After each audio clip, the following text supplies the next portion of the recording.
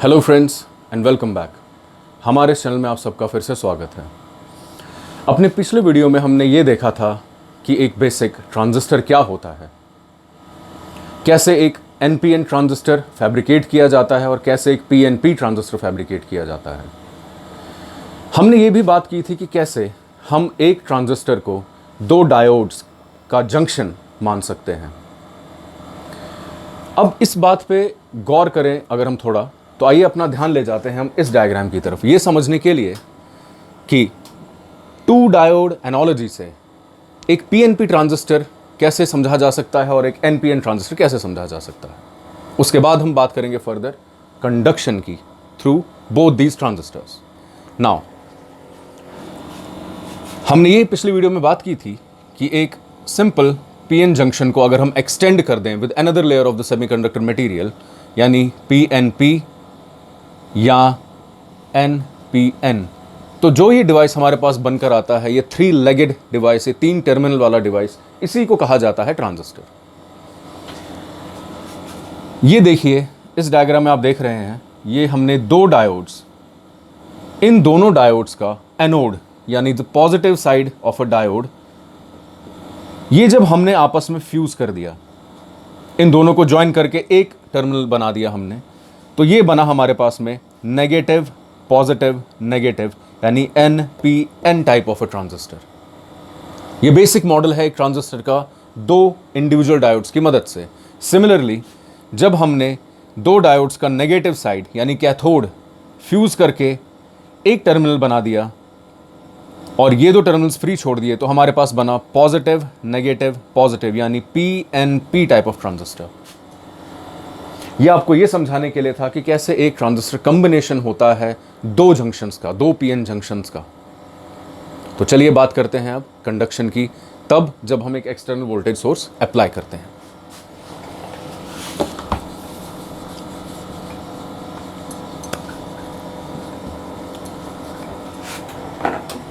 तो दोस्तों ये रिप्रेजेंटेशन है एक एनपीएन ट्रांजिस्टर का, जिसका सिंबल ये है आपके सामने। एनपीएन ट्रांजिस्टर यानी वो ट्रांजिस्टर जिसमें से कलेक्टर से करंट जाती है टुवर्ड्स एमिटर। एक एनपीएन ट्रांजिस्टर को जब हम कनेक्ट करते हैं, तो कनेक्ट करने का ये मतलब है, क्योंकि इसमें दो जंक्शंस हैं, एक ये जंक्शन है एमिटर बेस जंक्शन, ये वाला एमिटर और बेस जहां ज्वाइन हो रहे हैं, और दूसरा है कलेक्टर और बेस वाला यानी कि ये जंक्शन जहां पर कलेक्टर और बेस ज्वाइन हो रहे हैं। हमें अगर सप्लाई देनी है, पॉजिटिव और नेगेटिव सप्लाई देनी है, तो हमें सप्लाई इन दोनों ही जंक्शंस को देनी है। In case of an NPN transistor usually हम क्या करते हैं, एमिटर बेस जंक्शन को हम फॉरवर्ड बायस करते हैं। फॉरवर्ड बायस का मतलब हमने यहां पर बैटरी के नेगेटिव साइड को कनेक्ट करा विद एन, पॉजिटिव साइड को कनेक्ट करा विद पी, यानी एमिटर के साथ, जो इस केस में एमिटर एन टाइप है, ये बेस, ये कलेक्टर। एमिटर एन टाइप है, बेस पी टाइप है, कलेक्टर एन टाइप है। बेस यानी लाइटली डोप्ड, बहुत ही कम इंप्योरिटीज ऐड की जाती हैं, एक पतली लेयर बनाई जाती है बेस की, और एमिटर हैवीली डोप्ड होता है। बेस और कलेक्टर दोनों से ज़्यादा एमिटर साइड में इंप्योरिटीज ऐड होती हैं। नाउ अब हमने ये कनेक्शन दिया, फॉरवर्ड बायस किया हमने एमिटर बेस जंक्शन को, यानी इस जंक्शन को हमने फॉरवर्ड बायस कर दिया। साथ ही साथ हमने कलेक्टर बेस, एक एनपीएन के केस में कलेक्टर बेस जंक्शन यानी ये जो जंक्शन है जो आप ये देख रहे हैं, इसको हमने रिवर्स बायस किया, यानी इस केस में हमने बैटरी का पॉजिटिव साइड कनेक्ट किया विद एन टाइप, बैटरी का नेगेटिव कनेक्ट करा with P type, with the base. अब होता क्या है, ये दोनों ही जंक्शंस इस वोल्टेज सोर्स के अप्लाई करने के बाद कैसे बिहेव करते हैं, ये देखिए।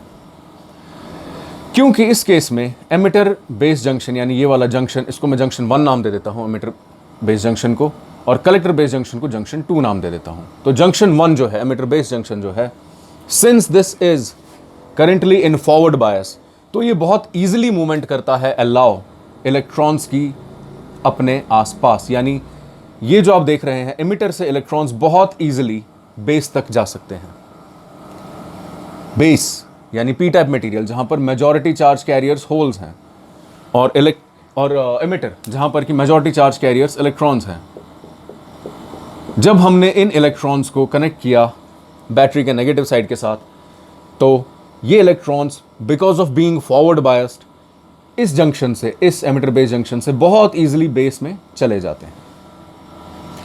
लेकिन यहां पर एक बहुत इंपॉर्टेंट बात है, वो ये कि बेस बहुत लाइटली डोप्ड है, जिसका मतलब ये निकलता है कि यहां पर होल्स की ही मात्रा हम देखें वो बहुत कम है when compared with the number of electrons in emitter. बहुत ही बल्क में इलेक्ट्रॉन्स मूव किए एमिटर से बेस की तरफ, लेकिन जब ये सारे इलेक्ट्रॉन्स बेस में आ जाते हैं तो क्या ये सारे ही रिकम्बाइन हो सकते हैं? ऐसा नहीं होता। क्यों? क्योंकि होल्स की गिनती बहुत कम है।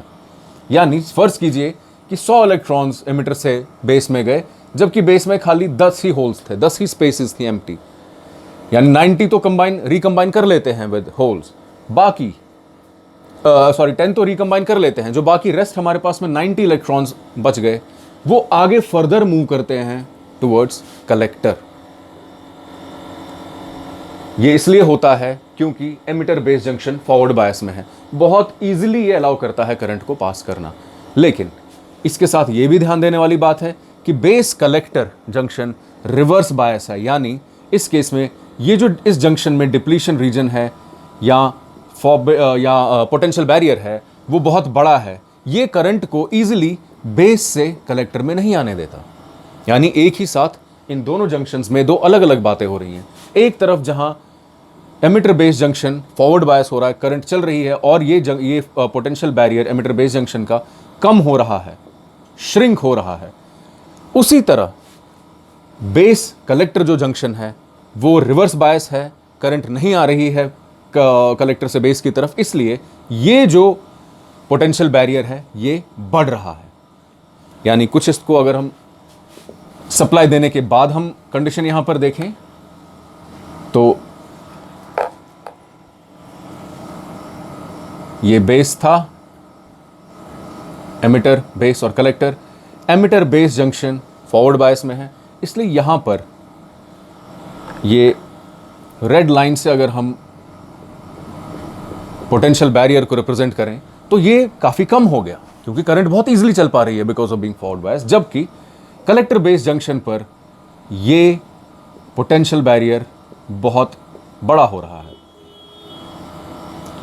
नतीजे के तौर पर होता क्या है? होता यह है कि एमिटर से तो करंट बेस में आ गई, लेकिन कुछ फ्री इलेक्ट्रॉन्स जो एमिटर से बेस के थ्रू अब कलेक्टर में जाने वाले थे, because of this reverse bias नहीं जा पा रहे, वो एक इंपॉर्टेंट करंट को यहां कंस्टिट्यूट करते हैं, जिसे कहा जाता है IB या फिर बेस करंट। ये बेस करंट होती तो बहुत छोटी है, लेकिन खुद से ज्यादा बड़ी एमिटर बेस करंट, यानी वो करंट जो एमिटर से बेस में आ रही है उसको कंट्रोल करती है। यानी जो स्विचिंग होती है ट्रांजिस्टर की वो होती है through base. Base acts as the main switching platform for NPN as well as for a PNP transistor, as we shall see. फिलहाल ये एक बेसिक बिहेवियर था एक NPN ट्रांजिस्टर का when emitter based junction is forward biased and collector based junction is reverse biased. यहां हमने एक important बात ये देखी कि बेस करंट कंट्रोल कर रही है उस करंट को जो एमिटर से बेस में आ रही है। ट्रांजिस्टर की यही प्रॉपर्टी इसका यूज पॉसिबल करती है, जो हम आगे देखेंगे, एज एन एम्पलीफायर। एम्पलीफिकेशन यानी छोटी पावर के सिग्नल को बड़ी पावर के सिग्नल में कन्वर्ट करना। अपनी इसी प्रॉपर्टी की वजह से ट्रांजिस्टर कर पाता है, यानी because of the very fact कि बेस करंट ही कंट्रोल कर सकती है खुद से बड़ी मैग्नीट्यूड में एमिटर से आने वाली करंट को, a small current can actually control a very large current. This is the basic property that is used for amplification. अब फ्रेंड्स, ये था NPN ट्रांजिस्टर का एक एग्जाम्पल। साथ ही साथ अब हम देखते हैं कि एक PNP ट्रांजिस्टर में क्या होता है जब हम एक्सटर्नल वोल्टेज सोर्स कनेक्ट करते हैं।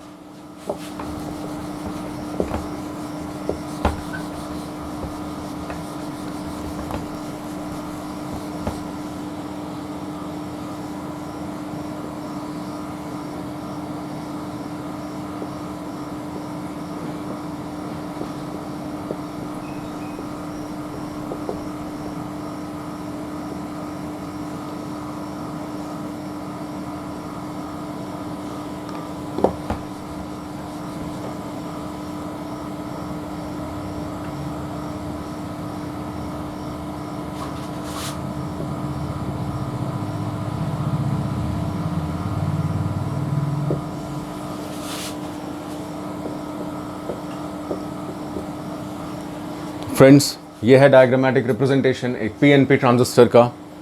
ये है इसका एमिटर, ये बेस और ये कलेक्टर।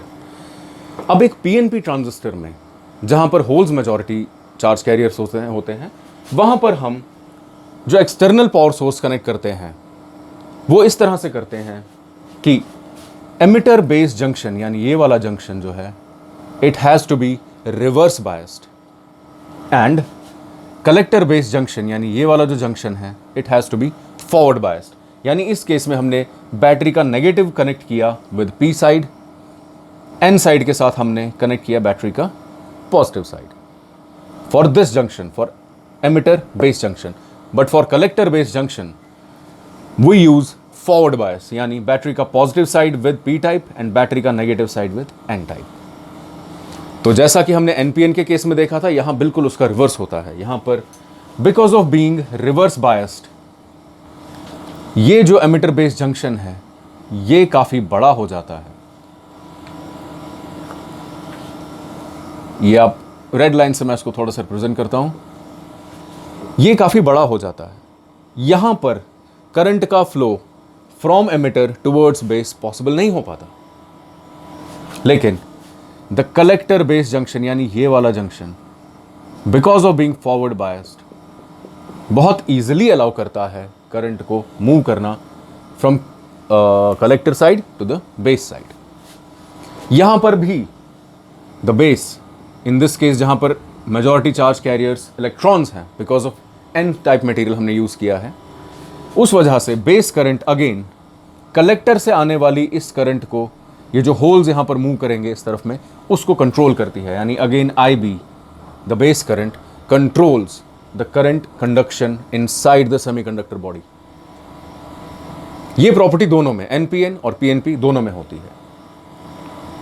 ध्यान देने वाली बात यह है पीएनपी ट्रांजिस्टर में कलेक्टर एमिटर वोल्टेज नेगेटिव होती है, जबकि एनपीएन ट्रांजिस्टर में कलेक्टर से एमिटर का जो पोटेंशियल डिफरेंस होता है वो यानी जो वोल्टेज होती है वो पॉजिटिव होता है। This constitutes the switching. इसमें स्विचिंग और एम्पलीफिकेशन दोनों का यूजेज हुआ बिकॉज ऑफ द फैक्ट कि हमने दो पीएन जंक्शंस यहां पर कनेक्ट किए हैं आपस में। स्विचिंग तो ऑलरेडी पॉसिबल हो रही है। रिवर्स बायस में एनर्जी गैप या ये जो हमने डिप्लीशन रीजन देखा ये काफ़ी बड़ा हो गया, करंट की कंडक्शन नहीं हो पाई। It acts like a closed switch.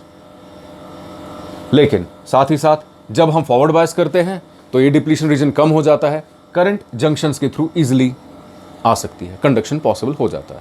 इस केस में हम मान लीजिए कि स्विच हमने ऑन कर दिया हो। साथ ही साथ बेस करंट अपनी से बड़ी कलेक्टर करंट या एमिटर करंट को कंट्रोल करती है, इसलिए एम्पलीफिकेशन का पर्पस भी हमारा यहां सॉल्व हो गया।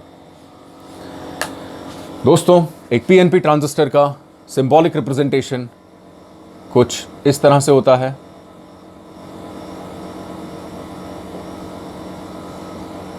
इस केस में बिल्कुल रिवर्स होता है that of an NPN transistor कि इस केस में इमिटर से करंट चलती है टुवर्ड्स कलेक्टर। ये था बेसिक कंडक्शन एक एनपीएन और एक पीएनपी ट्रांजिस्टर के केस में।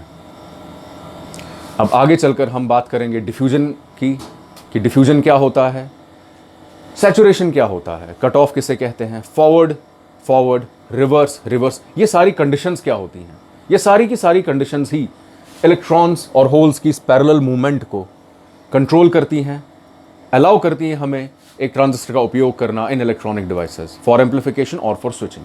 तो ये सब हम जानेंगे अपने आने वाले वीडियोस में। हमें उम्मीद है कि हमारा ये वीडियो भी आपको पसंद आया होगा। आपके मन में किसी भी तरह का कोई प्रश्न है तो नीचे कमेंट्स में ज़रूर पूछिए, उसका उत्तर देने में हमें खुशी होगी। कृपया हमारे इस चैनल को लाइक और सब्सक्राइब ज़रूर कीजिए ताकि हम और वीडियोस बनाते रहें। धन्यवाद।